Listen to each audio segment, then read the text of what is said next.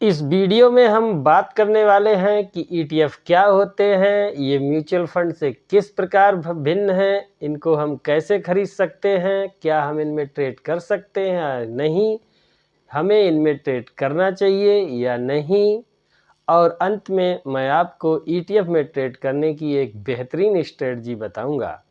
तो बने रहिए मेरे साथ इस वीडियो में। नमस्कार दोस्तों, मैं हूं अनिल राठौर और आप देख रहे हैं Pablo the trader, we teach XYZ। दोस्तों, ETF एक प्रकार का म्यूचुअल फंड ही होता है। ETF का मतलब होता है एक्सचेंज ट्रेडेड फंड, यानी कि वो म्यूचुअल फंड जो एक्सचेंज पर शेयर बाजार में शेयर्स की भांति ट्रेड होते हैं, यानी कि 9:15 पे जब मार्केट खुलता है और 3:30 पर जब मार्केट बंद होता है, इस दौरान जिस प्रकार हम शेयर्स में खरीद और बिक्री करते हैं, वैसे ही हम ETF में खरीद और बिक्री कर सकते हैं।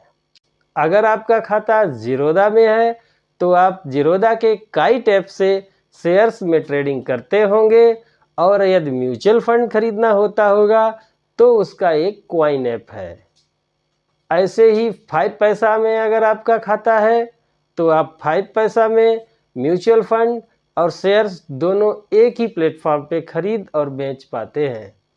अगर आप शेयर बाजार में अपना खाता खुलवाना चाहते हैं तो लिंक नीचे डिस्क्रिप्शन में है, तुरंत जाकर अपना खाता खोलिए और शुरू करिए अपनी फाइनेंशियल जर्नी मेरे साथ।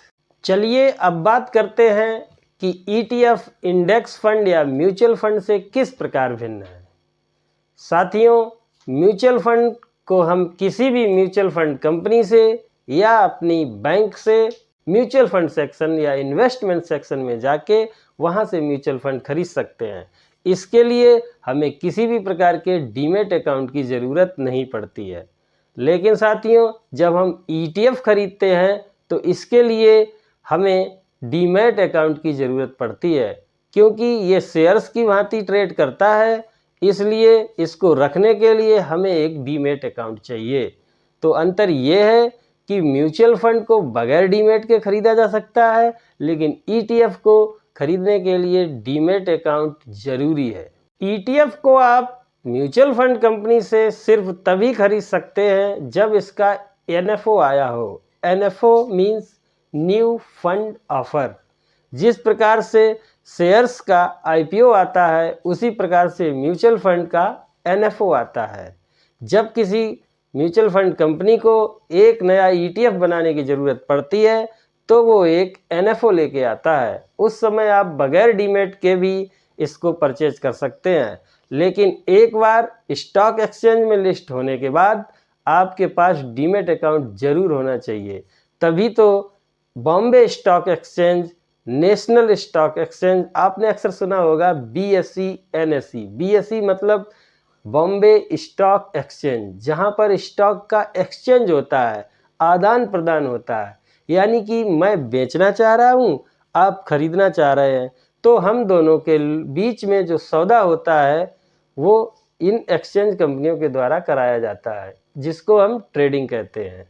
अब बात करते हैं कि हमें ETFs में निवेश करना चाहिए या नहीं करना चाहिए। तो साथियों, हमें ETF में ज़रूर निवेश करना चाहिए, क्योंकि एक स्टॉक जीरो हो सकता है लेकिन एक इंडेक्स कभी भी जीरो नहीं हो सकता है।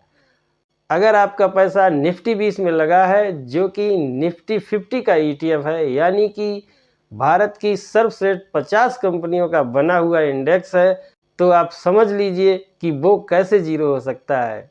निफ्टी के ETF का जीरो होने का मतलब है आपके शेयर बाजार का जीरो होना। इसलिए आप उसमें आंख बंद करके निवेश कर सकते हैं और आपका डाइवर्सिफिकेशन अपने आप हो जाएगा। क्योंकि जब भी बाजार गिरता है तो इंडेक्स को मैनेज किया जाता है, और स्टॉक कभी भी फ्री फॉल में या बैड न्यूज़ में बुरी तरीके से गिरते हैं। जैसा कि अभी आप लोगों ने अदानी के ग्रुप में देखा, अदानी का हर शेयर लगभग 80% टूट गया था, वहीं पर आपका निफ्टी 8% भी नहीं टूटा था। अगर आपका पैसा निफ्टी में लगा होता तो आपके ऊपर कोई फ़र्क नहीं पड़ता, लेकिन अगर आपका पैसा अदानी समूह में लगा होता तो आप बर्बाद हो गए होते। इसीलिए ETF में निवेश करना शेयर्स में निवेश करने से काफ़ी कम रिस्की है। इंडेक्स को समय समय पर मैनेज किया जाता है। जैसे भारत की 50 कंपनियों में अगर कोई कंपनी परफॉर्म नहीं कर रही है तो उसको बाहर निकाल दिया जाता है। जो कंपनी परफॉर्म कर रही होती है उसको अंदर ले लिया जाता है कि यस बैंक परफॉर्म नहीं कर रहा तो बाहर निकालो, इंडिया बुल्स परफॉर्म नहीं कर रहा तो बाहर निकालो, बजाज फाइनेंस परफॉर्म कर रहा है तो अंदर लो, बजाज फिनसर्व परफॉर्म कर रहा है तो अंदर लो। इस प्रकार से निफ्टी के ETF में हमेशा वो कंपनियां रहती हैं जो अच्छा प्रदर्शन करती हैं, बढ़िया रिटर्न देती हैं। कम रिटर्न देने वाली कंपनियों को निफ्टी 50 से बाहर का रास्ता दिखा दिया जाता है। इसलिए आपका निवेश ऑटोमेटिकली डाइवर्सिफाइड हो जाता है, आपका पैसा हर सेक्टर में लग जाता है और काफ़ी सुरक्षित रहता है। इसलिए आपको ETF में ज़रूर निवेश करना चाहिए। अगर आप गोल्ड खरीदना चाहते हैं तो आप गोल्ड के ETF में पैसा लगाएं।